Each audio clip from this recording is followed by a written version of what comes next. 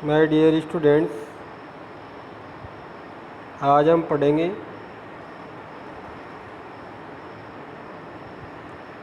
Paper third की first unit के अंतर्गत अकॉर्डिंग टू सिलेबस दिया गया है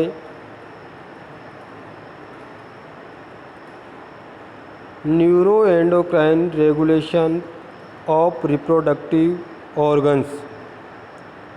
इसके अंतर्गत हमारे अध्ययन के लिए जो टॉपिक दिए गए हैं वह टॉपिक है oestrus and menstrual cycle, oestrus and मासिक चक्र। तो आइए देखते हैं सबसे पहले एस्ट्रस चक्र। एस्ट्रस चक्र एस्ट्रस चक्र को जानने से पहले हम थोड़ी इसकी भूमिका बनाते हैं। स्तनधारियों में जनन चक्र का पाया जाना विशेषकर स्त्रियों के लिए इम्पोर्टेंट होता है। स्तनधारियों में सभी मादाएं सिर्फ प्राइमेट्स को छोड़कर जनन चक्र के कुछ काल में मैथुन के लिए इजाज़त देती है।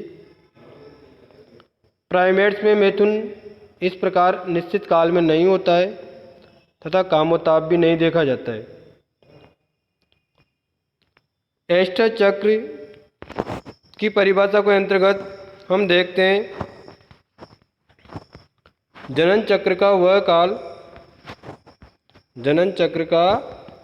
काल जब स्वतः डिंबोत्सर्ग होता है, अर्थात ओवुलेशन ऑटोमेटिक होता है तथा मादा एनिमल्स होता है, फीमेल एनिमल्स होता है, वह नर को ग्रहण करने के लिए तैयार रहती है। फीमेल एनिमल्स नर को ग्रहण करने के लिए तैयार रहती है। इस काल को कामोताप या एस्ट्रस हीट पीरियड कहते हैं और इस काल से संबंधित चक्र को एस्ट्रस चक्र भी कहा जाता है। यह चक्र निम्न वर्ग के मतलब निम्न स्तर के प्राणियों में पाया जाता है। कौन सा चक्र? एस्ट्रस चक्र। एस्ट्रस चक्र में न सिर्फ मैथुन की इच्छा जागृत होती है अपितु गर्भाशय व योनि में भी कई परिवर्तन होते हैं और फीमेल एनिमल्स डिंब को ग्रहण करने के लिए अपने आप को तैयार करते हैं। इसके अंतर्गत यूटेरस होता है गर्भाशय, उसका भीतरी स्तर मोटा हो जाता है, रुधिर वाहिनियों की ग्रंथियों की संख्या भी बढ़ जाती है और डिंबोत्सर्ग के कुछ समय पहले तक ये पूर्ण तैयार हो जाता है। अगर बाय द वे गर्भाशय में निषेचित डिंब ग्रहण नहीं होता तो फिर ये सामान्य अवस्था में लौट आता है। मादा में ये चक्र थोड़े थोड़े समय के बाद फिर से दोहराया जाता है। अलग अलग प्रजातियों में ये अलग अलग होता है। एक प्रजनन ऋतु अर्थात ब्रीडिंग सीजन के अकॉर्डिंग एस्ट्रस चक्र निम्न तीन प्रकार का होता है। एस्ट्रस चक्र निम्न तीन प्रकार का होता है: मोनोएस्ट्रस, डाईएस्ट्रस, पॉलीएस्ट्रस। मोनोएस्ट्रस इसके अंतर्गत एक प्रजनन ऋतु में केवल एक एस्ट्रस चक्र ही पाया जाता है। मोनो यानी एक, एस्ट्रस यानी एस्ट्रस चक्र, अर्थात एक प्रजनन ऋतु में एक ही एस्ट्रस चक्र पाया जाता है, इसलिए इसे मोनोएस्ट्रस कहा जाता है। और इस प्रकार के एनिमल हैं विल्ड एनिमल्स जैसे जंगली कुत्ता। नेक्स्ट है अपना डाईएस्ट्रस। डाईएस्ट्रस जैसा कि नाम से स्पष्ट है, डाई यानी दो, अर्थात ऐसे एनिमल्स में एक प्रजनन ऋतु में दो एस्ट्रस चक्र पाए जाते हैं। इस अवस्था को डाईएस्ट्रस अवस्था कहते हैं और इस प्रकार का उदाहरण है अपने लिए बिल्ली। थर्ड है पॉलीएस्ट्रस। पॉली यानी बहुत सारे, अर्थात ऐसे जंतुओं में एक प्रजनन ऋतु में दो या दो से अधिक एस्ट्रस चक्र पाए जाते हैं, जैसे मादा चूहा, गिनी पिग। मादा चूहे में प्रत्येक 5 दिनों में एस्ट्रस चक्र की पुनरावृत्ति होती है, जबकि गिनी पिग में प्रत्येक 15 दिन बाद में एस्ट्रस चक्र को दोहराया जाता है। इस प्रकार प्रजनन ऋतु में एस्ट्रस चक्रों की संख्या के आधार पर मैमल्स की 3 श्रेणियां होती है।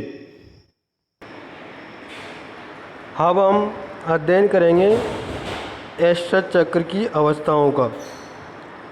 एस्ट्रस चक्र निम्नलिखित 4 प्रावस्थाओं में बांटा गया है: प्रोएस्ट्रस, एस्ट्रस, मेटाएस्ट्रस, डाइएस्ट्रस या एनेस्ट्रस। सबसे पहले देखते हैं प्रोएस्ट्रस चक्र। ये एस्ट्रस चक्र की प्रथम अवस्था होती है। इसे बिल्डिंग अप पीरियड भी बोलते हैं, अर्थात निर्माण करने की अवस्था भी कहा जाता है। इसके अंतर्गत अंड पुटिकाएँ डिम्ब सहित वृद्धि करती है, साथ ही पुटिकीय द्रव में भी वृद्धि होती है, जिससे एस्ट्रोजन हार्मोन उपस्थित होता है। इस प्रावस्था में यूटेरस व वेजाइना संकुचित हो जाते हैं, साथ ही एक स्वच्छ रुधिर वर्णी या जिसको बोलते हैं हम सैंग्विस द्रव का स्त्रवण होता है।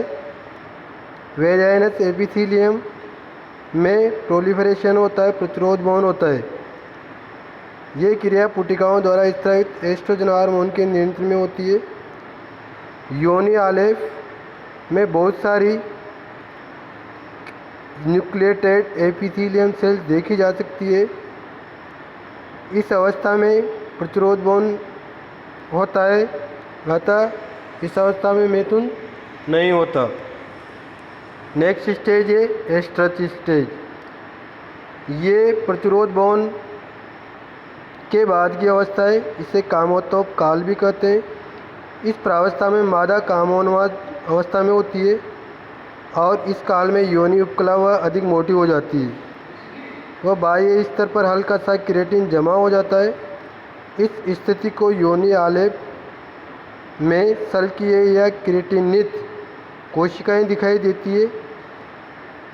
गर्भाशय में संकुलता व अधिकतम हो जाती है।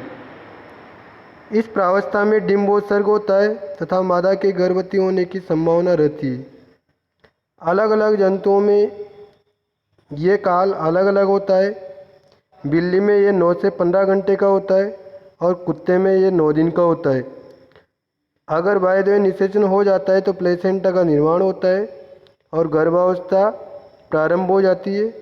अगर निषेचन नहीं होता है तो तीसरी अवस्था मेटाएस्ट्रस प्रारंभ होती है। तीसरी प्रावस्था है मेटाएस्ट्रस। इस प्रावस्था में मुख्य रूप से कार्पस लूटेम का परिवर्तन होता है। ये प्रावस्था डिम्बोत्सर्ग के तुरंत बाद स्टार्ट हो जाती है। इस प्रावस्था में पुटिकाएँ कोशिकाएँ डिम्बोत्सर्ग के बाद अग्रपीयूष ग्रंथि के ल्यूटिनाइजिंग हार्मोन के प्रभाव में कार्पस लूटेम का निर्माण करती है। इस काल में एस्ट्रोजन का स्तर कम होता है व प्रोजेस्टेरॉन का स्तर बढ़ जाता है। हम जानते हैं प्रोजेस्टेरॉन कार्पस लूटेम को बनाने में मदद करता है। तो कार्पस लूटेम के निर्माण की अवस्था है तो स्वाभाविक है प्रोजेस्टेरॉन की मात्रा ज़्यादा होगी। कार्पस लूटेम द्वारा स्रावित प्रोजेस्टेरॉन द्वारा अन्य परिवर्तन होते हैं। अगर निषेचन नहीं होता, मादा गर्भवती नहीं होती तो कार्पस लूटेम अवघटित हो जाती है व जनन अंगों में हुए परिवर्तन भी समाप्त हो जाते हैं। मोनोएस्ट्रस स्तनधारियों में जैसे खरगोश में निषेचन न होने के उपरांत भी गर्भावस्था जैसे परिवर्तन देखे जा सकते हैं और गर्भाशय तय स्तनधारियों स्तन ग्रंथियों में भी परिवर्तन होते हैं। अतः इस अवस्था को स्यूडो प्रेगनेंसी कहा जाता है। मतलब गर्भावस्था भी धारण नहीं होती है लेकिन फिर भी परिवर्तन गर्भावस्था के परिवर्तन में हुए परिवर्तन बने रहते हैं। योनि आलेप में केराटिनिन उपकला कोशिकाएं व श्वेत रुधिर कणिकाएं पाई जाती है। चौथी अवस्था है डाइएस्ट्रस या एनेस्ट्रस। सबसे पहले देखते हैं डाइएस्ट्रस। ये अवस्था विश्रांत अलैंगिक काल की अवस्था है जो पॉलीएस्ट्रस जंतुओं में पाई जाती है। ये पीरियड बहुत छोटा होता है। इस प्रावस्था में अगले एस्ट्रस चक्र के लिए तैयारी होती है। इस प्रावस्था में कार्पस लूटेम निष्क्रिय हो जाता है चूहों में ये 4 से 5 दिन का होता है। योनि आलेप में श्वेत रुधिर कणिकाएँ, उपकला कोशिकाएँ व श्लेष्मा पाया जाता है। इसी का एक रूप है एनेस्टस पीरियड। ये मोनोएस्ट्रस जंतुओं में पाया जाता है। ये भी विश्रांत अलैंगिक काल होता है। इसमें भी अगली प्रजनन ऋतु के आने तक ये जारी रहता है। जब अगली प्रजनन ऋतु आती है तो फिर से अंडाशय उत्प्रेरित होते हैं और नए एस्ट्रस चक्र की शुरुआत हो जाती है।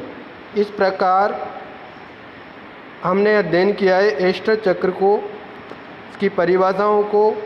एस्ट्रस चक्र प्रजनन ऋतु के आधार पर स्तनधारियों में इसकी संख्या, मोनोएस्ट्रस, डाइएस्ट्रस, पॉलीएस्ट्रस। नेक्स्ट अपन ने पढ़ा एस्ट्रस चक्र की 4 प्रावस्थाएं, प्रोएस्ट्रस, एस्ट्रस, मेटाएस्ट्रस, डाइएस्ट्रस या एनेस्ट्रस। आशा करता हूँ स्टूडेंट्स आपको ये चैप्टर अच्छा लगा होगा। Thank you very much.